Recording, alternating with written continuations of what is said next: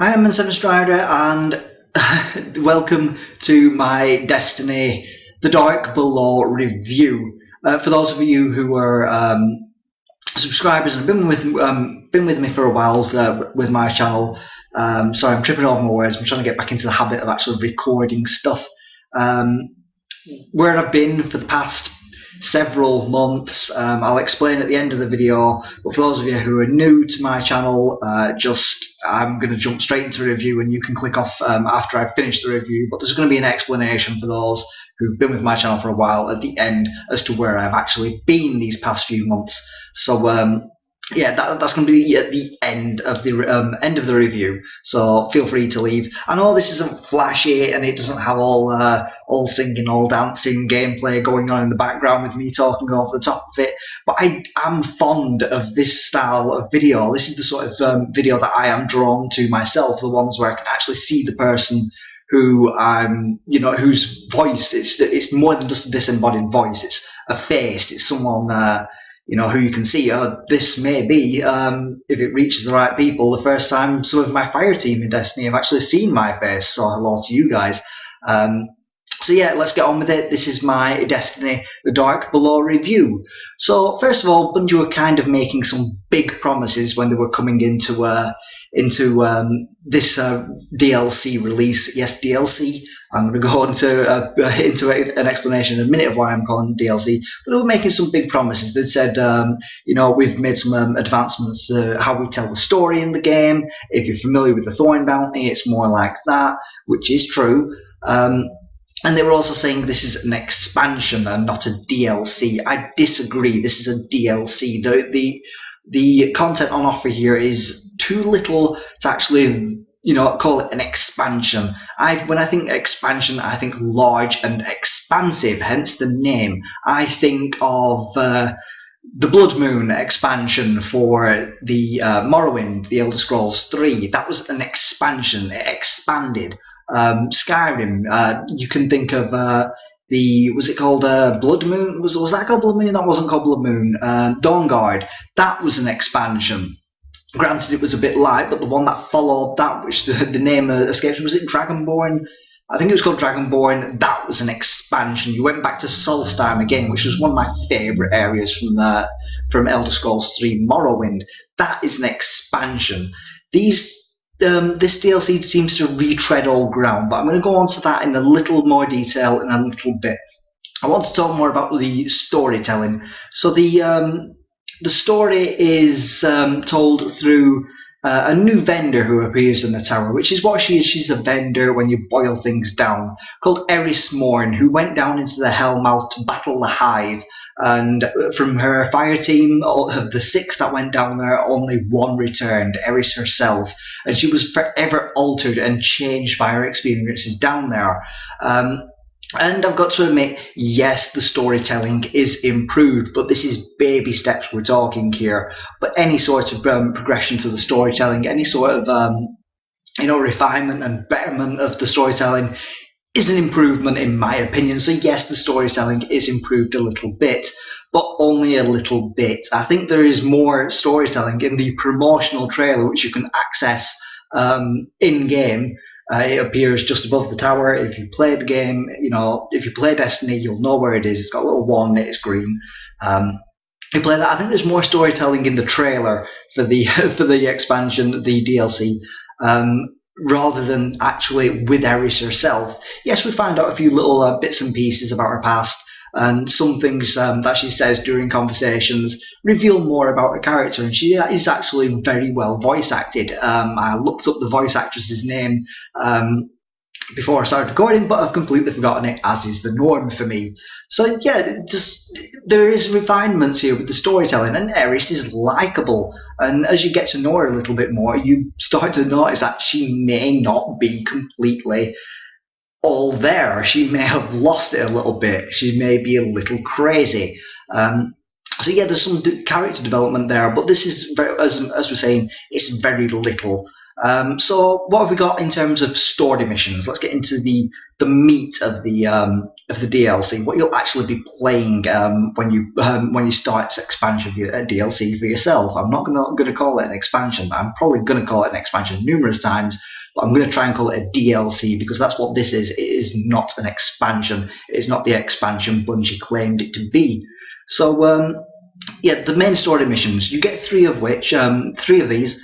And I've got to admit, the three of them are varied enough to warrant some interest for me. There's an interesting mechanic introduced in the first one, which will serve you well when you go to the raid for the first time after you've completed the main bulk of the offerings. When you start this expansion up yourself, because you'll probably, like me, play through the story missions first, play through the strikes, and then jump into the raid. But we'll talk about the raid and the strikes in a little while.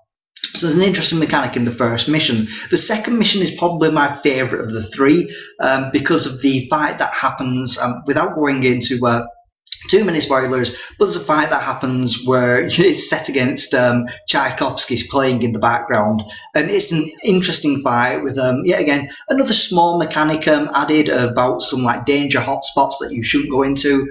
That's interesting, and it is a new thing to try and deal with. But let's face it, if you see something that looks dangerous, you're probably going to stay away from it anyway. Excuse me.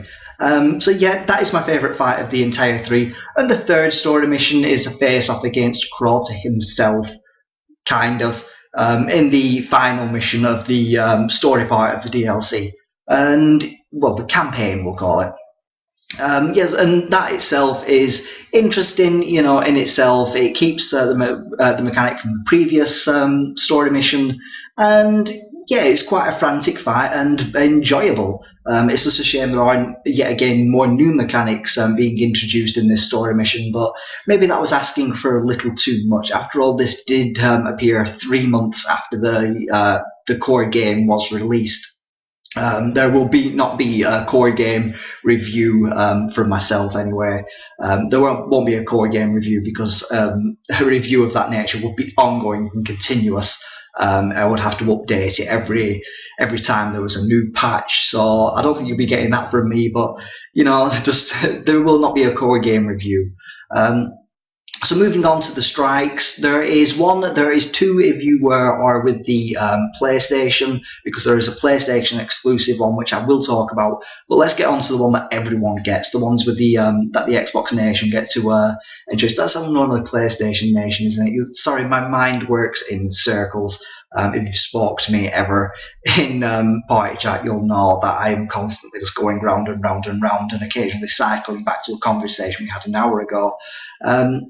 So yeah, the strike everyone gets. It's an enjoyable strike, and it's a strike against what's her name, Omnigul, the Will of Crota. Interesting thing about Omnigul is she actually dogs you through the three story missions, the campaign missions.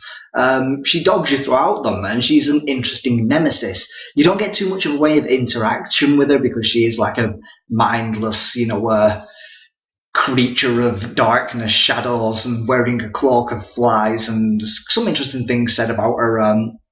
But she does dog you, so there's not much way of interaction with her besides combat, besides shooting her in the face. The strike is where you actually take her down, where you take Omnigul down. And I've got to admit, this strike is very enjoyable. It's very fast-paced. There's lots of enemies coming at you.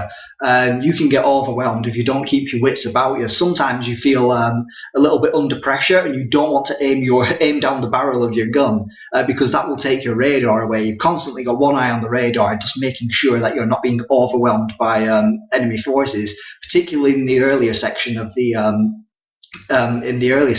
strike, and at the very end of the strike too. The boss battle at the end is actually very enjoyable, which forces you to make a push and then kind of fall back a bit and rely on your fire team that little bit more for a little bit of support from all directions, and it is very enjoyable. It can feel a little at time that there is a little too much pressure on you, but other than that, it's enjoyable and it's great fun. It's great fun, and especially when it's on a Nightfall strike, the more difficult version of the strike, which comes around once every few weeks. It's generally in the rotation somewhere as to be there like once every 3 or 4 weeks or something. The Nightfall version is insanely enjoyable, which just adds even more pressure to you, but it never feels like you're overwhelmed at all in any way, shape, or form. It's just like, you're there, you've got your fire team backing you up, and yeah, it's really enjoyable is what I'm trying to say. Let's move on to the PlayStation exclusive one.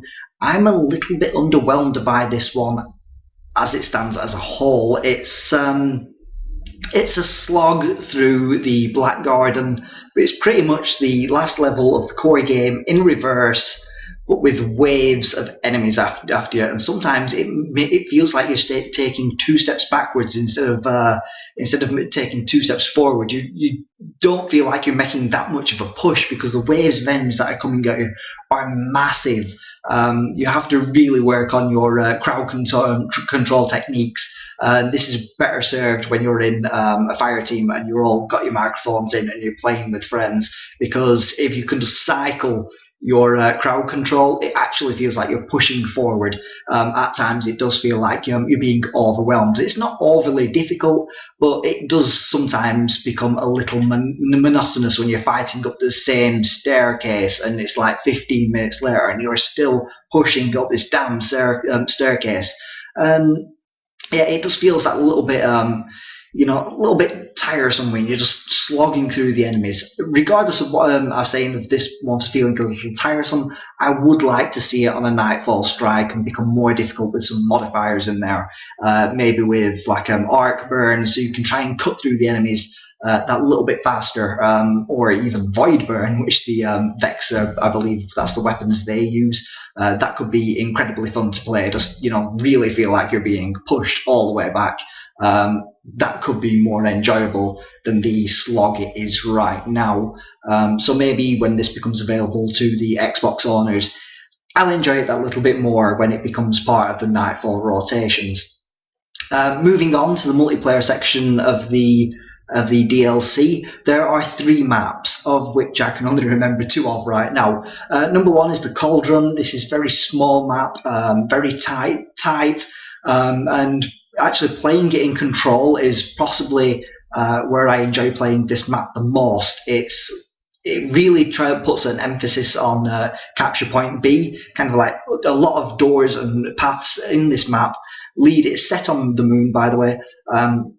A lot of them seem to feed into the center room where capture point B is, and I love that. If you're on capture point B defending it, you're defending from oncomers, other players coming from multiple different directions. They could be coming from below or from the 3 doors that's surrounding you, or even assaulting B. I find very enjoyable, especially if you've got like a Titan on B who throws up a shield and you're just like, God damn, these are going to be difficult to take down. But you've got the tools at your disposal to actually get in there and take these guys down. And I actually find the Cauldron the most enjoyable of the 3 maps. I know I can only remember 2 at the moment, but I found that to be the most enjoyable. The least enjoyable, and this is why it sticks out in my mind the most, is Skyshock, the large troop / artillery vehicle based map.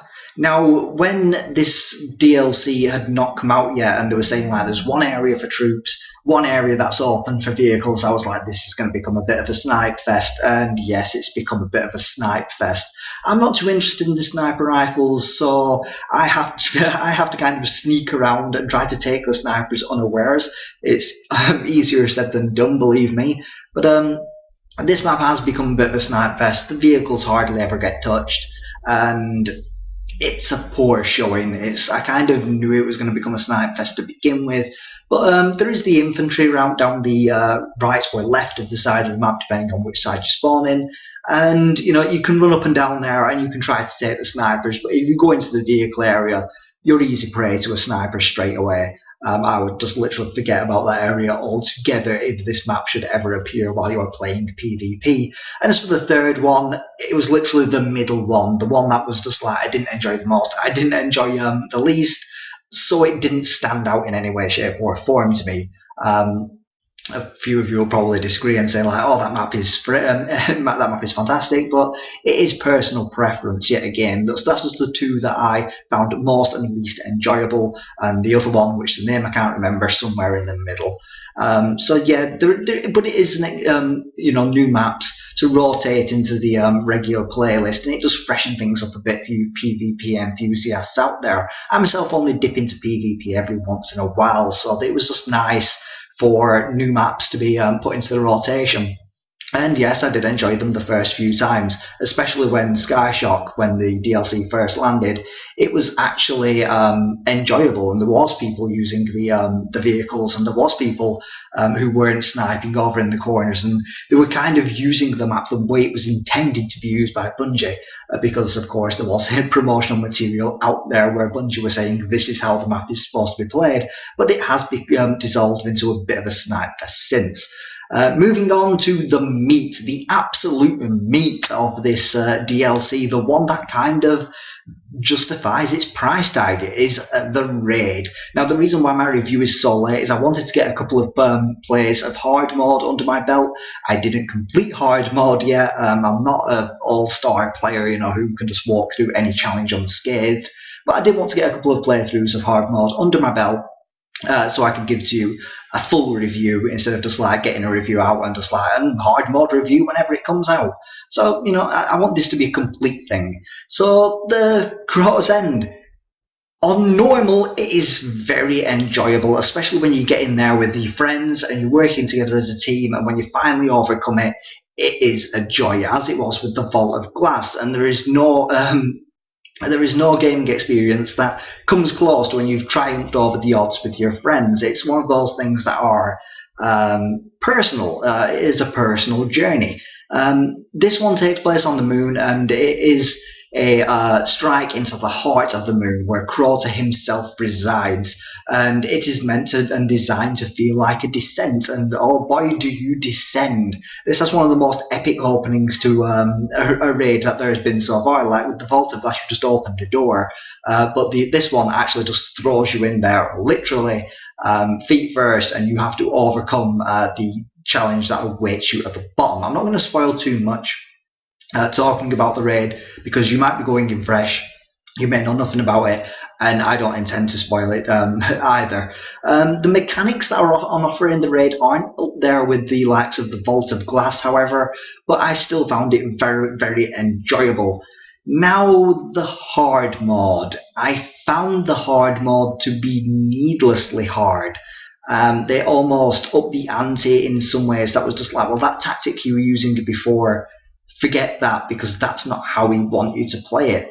And I, for the life of me, cannot understand when normal mode was so enjoyable and you worked with a tactic that you'd understood and you'd worked with your friends, why they would suddenly throw these tactics in your face and just say, well, no, it's harder because we say so, and that tactic you were using before is no longer valid, especially when the enemies are now levels above you and it becomes harder to do anything as an of itself. However, there are little not exactly exploits, but things you can do to make your life easier at the end of the raid. It's the last part that is in particular excessively hard.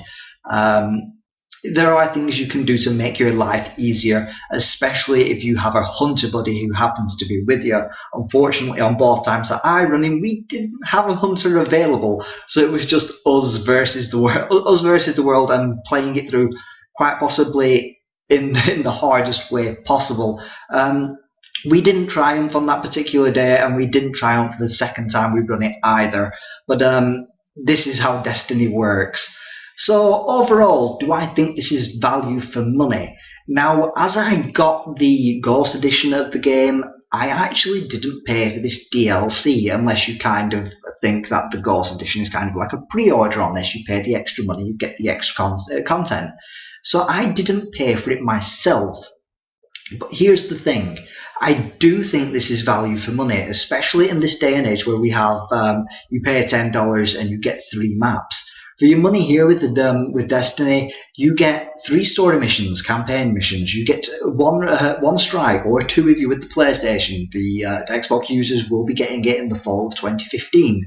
You get an extra raid, which itself you will play multiple times and probably enjoy, probably get a few hours play out of that alone, especially if you run through it with multiple characters. I myself only run through with the one. I don't have time for multiple characters. You have the extra PvP maps as well, of which there are 3. That's a lot of content that you're getting for your money, so I do think this is worth it. However, it does increase your light level to 32, but only if you can run the raid. If you do not buy the DLC, then the vendor gear changes and you can reach light level 31. Destiny is a game about progression, and everyone likes to feel like they are progressing in some way.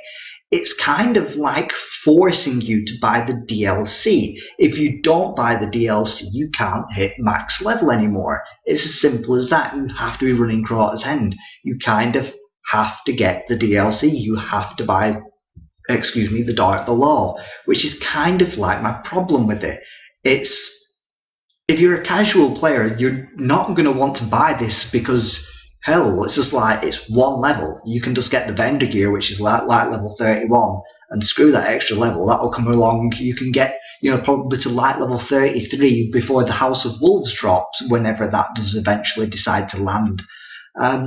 So it is a strange beast. I kind of don't agree with if you're a dedicated player, you have to buy this. I know I spoke to several people who were actually playing the game just by running strikes, and they were saying, like, I haven't bought it yet, and I can't afford this for maybe another couple of weeks, and I feel like I'm being left behind. That, of course, isn't the case. There's plenty of time to eventually level up before the House of Wolves comes along, but you're taking that little bit of time away from you. And each player I spoke to was actually saying, I kind of don't agree with that. To progress, I have to pay and I have to run the raid, and it's already hard enough to find Guardians to actually run the raid with. I was in a very fortunate position to have friends who were willing to have me tag along, and I do thank them for that. It's because that's where the meat of this DLC is. It's within the raid, even though I do think hard mod is excessively hard. So overall, yes, value for money, I do think it's worth it. But let's face it, if you're playing Destiny, you're as invested as I am, and you do like the game, and you like to play it, and you enjoy spending time playing with your friends, then you're kind of gonna have to get this DLC. But let's face it, if you're still playing Destiny at this point, it's probably a small price to pay for actually get the extra progression and the extra content. Because let's face it, in the core game there was a meager offering available, so any sort of extra content was going to be good. So I actually enjoyed it overall. All the exotics, there are new legendaries and exotics within this DLC. I'm not going to talk about them because they are situational. Of course, I don't have them all, but they are situational and they are extra tools to be used. Some are more useful than others, but you will find uses for the tools at your disposal that I would probably never think of, especially if you're playing as a Titan or Hunter, because I can only run my one character, my one Warlock. So, it's just, there are tools and you'll probably find uses for them, and you'll probably be able to use them better than I ever could. So it's just like, each tool fits a different person. It's just like, you may prefer using a scout rifle and I prefer my hand cannon or whatever. So it's just like, you will find uses for them, and it's each to their own. But anything new we can add to our arsenals is better and fantastic. And one day I will own every single exotic available armor piece, exotic armor for the Warlock. That's kind of like my goal, my aspirational goal right there. I'm not too fussed about the weapons. I turn some that I'm never going to use into exotic shards pretty much straight away. That's a currency thing. But there's just like, I'm not too fussed about weapons. I'm more fussed about the armor, and one day I will get the Heart of Praxic Fire, which is kind of like the one I'm really gunning for at the moment. And then we'll only have one more left to get. Then the House of Wolves will drop. So yeah, that's my overall thoughts about it. Yes, I think it's worth the money, but if you're playing Destiny and you're as invested as I am, you kind of have to buy it. So that is the end of my Destiny Dark Below review. To those of you who've been with me for a while now, just a quick update. I know I've been gone for a long, long time, and I do apologise for being gone. During the time I was away, my depression reached. I've mentioned it numerous times. It's nothing new. My depression reached a real low point. I was going to say high point, but that's no. It was a real low point. I was in a very dark place with the excessive work around. November, Christmas, and even into the new year a little bit, with the January sales. It's just like my workload was a little bit higher than it usually was. And there was some personal stuff as well that made me feel like crap. And I was just like, I just literally could not face recording. If you're familiar with depression, you know that sometimes just getting out of bed can seem like a real chore of itself, just peeling yourself, from under your covers when you just don't want to. You just want to pull the covers over your head and just hide from the entire world, just shut everything out and be your own little cocoon. So it's actually taking quite a feat for me to actually be recording quite now. I don't want any pity or anything. I'm just being honest. So yeah, it's actually taking some real concentration and just like really focusing right now, which is probably why I seem a little all over the place with this review. It's hard when I was medicated to even put my thoughts just onto video, because I did go back to taking medication for a while, and literally I would just stare at the screen and I would be completely blank. I just would not know what to say. But I feel like now I don't need to be on the medication anymore. And yeah, I'm feeling a little bit better. I'm not feeling great, but there's a couple of friends, I'm not going to mention them on here, who I've been talking to on the PlayStation, strangely enough, who include me, and that actually makes a whole world of difference. So thank you to them. You guys know who you are, and I don't need to name names here. But you didn't feel like you had to include me. You just did so because you wanted to. That actually made me feel a little bit better, and I could probably never say thank you even when we're talking in party chat. But just those guys who were just like, I want to speak to Strider right now, and they invited me, and it was cool. They didn't have to do that, but thank you to these guys. If they ever even see this video, I don't think they will. No one sees my videos, but it's not why I do them. I do this because I like to get some of the thoughts out of my head, which is why I do the whole YouTube thing. I like to get the thoughts out of my head and put them somewhere, and it's just like, once that is, I stop thinking about it and it's gone. It's just like. But for those of you who stuck with my content, the ones who were watching the Batman Eternal reviews, if you want me to go back and do the Batman Eternal, the Batman Eternal reviews, I will go back and do them. Here's the thing though, do you want me to review every single issue, maybe 2 or 3 issues in each review, or do you want me to wait until the last issue is reviewed and then kind of do one huge review about how I feel about the entire story arc? So it's just like this issue 1 right there, all the way through to issue number 44, I believe, right there. There's only 7 issues left. It's gone by so quick. So just like, yeah, it's just issue 45, sorry, it is 7 issues remaining. So just like, that's a lot, and that's not even the other comics. There's still Grayson that I want to review, and I want to do that on an issue-by-issue basis. There's still Teen Titans, and I want to review that by issue basis. Of course, the New 52 is coming to an end, and I don't know where I stand on reviewing comics beyond that. There's the Convergence, which is coming up in a few months' time, which will probably see the end of the New 52 and the start of a new cycle of the old continuation of DC Comics. Apparently everything in the New 52 is staying in continuity, but they're just picking up the old continuity with this Convergence, even though it kind of makes no sense to the timeline of the comics, but whatever. So it's just like, I'll see where I go beyond that. There's Convergence coming up. I have actually pre-ordered all 40-something issues of that. If I can do all 40 issues within like a month or something that it comes out. I believe there's the first few, like 4 issues of Convergence story arc. Then there's an issue 1 Convergence, Batgirl, Batman, Superman, Superboy, whatever, Supergirl, Teen Titans. There's an issue 1 for every single one of them. And yeah, that's just going to be the same. There's also a Nightwing issue 1, I believe, and not a Grayson issue 1. in the Convergence. That's what I've heard. I don't know how true that is. Also, Stargirl is starting. Stargirl? Where the hell did I get that from? Starfire is starting her new run in with brand new issue 1. It's Jimmy Palmiotti, and I can't remember the artist's name on top of my head. With a run of Starfire. Why do I keep saying Stargirl? Where am I getting that from? But yeah, they're starting to run Starfire issue 1. I'm thinking about picking that up actually. I'm kind of interested. Marvel Comics are getting extremely difficult to follow at the moment and actually just pick up with the success of the movies. They sell it at my comic book store so quick that I can't even pick them up. It's just like by the time I've actually got there are people actually waiting for the boxes to be opened so they can grab their Marvel Comics, and there's me at the back, all hipster, just like I read DC.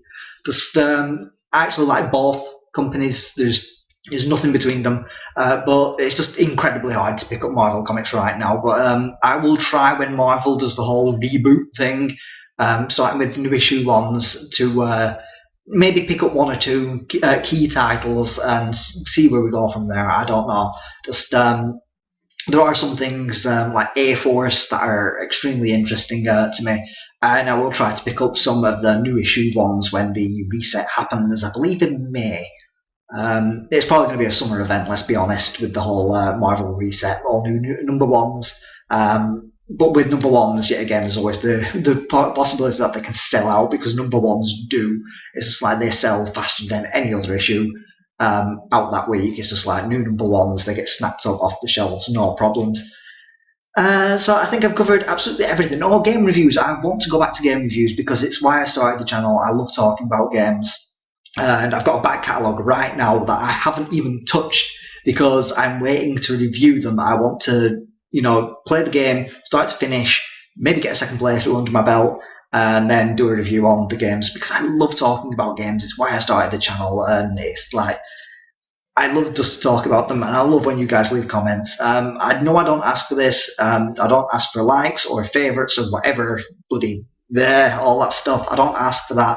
But if you could share this, that would be fantastic, by whatever media you prefer, Twitter, Facebook, whatever. Telling some guy in the street. Just if you do that for me, if you could do that for this video, all the others that follow this before this, don't bother. It's just like whatever. But if you could do it for this one, because this one has really took down some effort for me to actually record. So thank you for watching to the end if you're new, and thank you for sticking with me if you're already a subscriber and have been a subscriber since ye olde days when I first started this 2 years ago, and I haven't really been doing videos as much as I would like to have been. So this video has gone way too long. I do thank you for staying with me until this very point in the video. I've been N7Strider, and I should go.